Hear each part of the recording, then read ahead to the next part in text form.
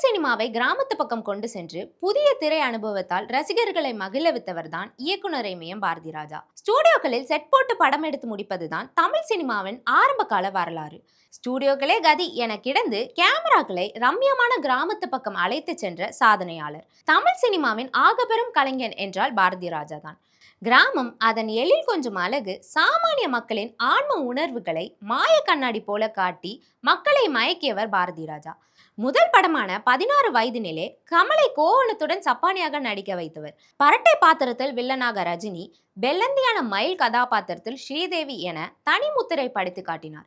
இவரது படங்கள் தமிழ் சினிமாவின் பெருங்கதைகளாக இன்றும் நிலைத்து நிற்கிறது. பாரதி ராஜா என்றாலே கிராமத்து கதைதான் கிடையாது, கிரைம் த்ரில்லரும் அவர் இமயம் என பேச வைத்த படம் தான் சிவப்பு ரோஜாக்கள். வாழ்வின் எதிர்மறைகளை சொன்ன நிழல்கள், காதலுக்கு ஜாதியும் மதமும் தேவையில்லை என தூக்கி வீசிய அலைகள் ஓய்வதில்லை என பாரதி ராஜாவின் படைப்புகள் தமிழ் சினிமாவின் பொக்கிஷங்கள். அவரின் முதல் மரியாதை தமிழ் சினிமாவின் காதல் காவியம். வில்லனாக நடித்து வந்த சத்யராஜை கடலோர கவிதைகள் மூலமா நாயகனாக்கியதும் பாரதி ராஜா தான். அவரின் கருத்தம்மா திரைப்படம் தமிழ் சினிமாவில் முக்கிய இடம் பிடித்தது. கிராமத்து கதைக்கும் கடலோர காதலுக்கும் சொந்தக்காரரான பாரதி ராஜா தமிழ் சினிமா இருக்கும் வரை என்றென்றும் நினைவு கூறப்படுவார்.